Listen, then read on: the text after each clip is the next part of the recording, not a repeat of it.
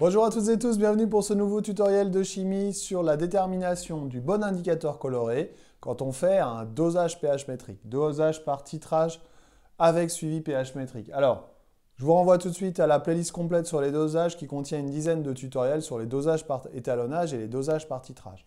J'ai pris le cas ici du dosage d'un acide par une base et donc avec un saut de pH qui va vers le haut, un pH croissant.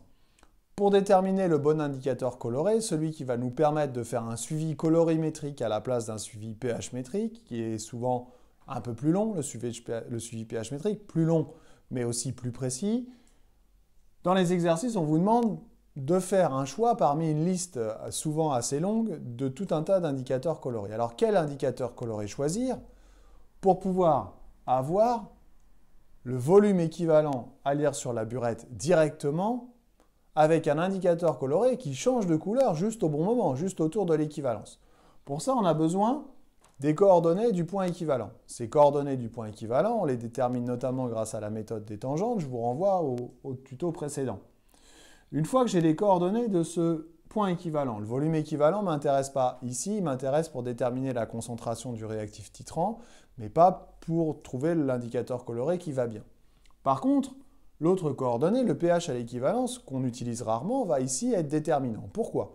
Parce que l'indicateur coloré, c'est un couple acido-basique dont la teinte acide et la teinte basique n'ont pas la même couleur. Et pour passer par exemple du jaune au bleu, on va passer par une zone sensible, une zone de virage qui est le vert. Ainsi, si je prends l'indicateur coloré qui va bien, on va passer du jaune au bleu pile poil autour de l'équivalence et ça va me permettre de trouver directement mon volume équivalent sur la burette. Quel indicateur coloré choisir? Eh bien, il faut que la zone de virage dont je viens de vous parler encadre parfaitement le pH à l'équivalence.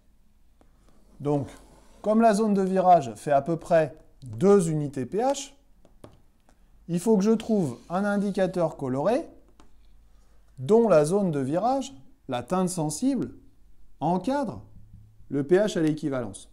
Donc si le pH à l'équivalence vaut 7, par exemple, je vais prendre un indicateur coloré dont la zone de virage va à peu près de 6 à 8.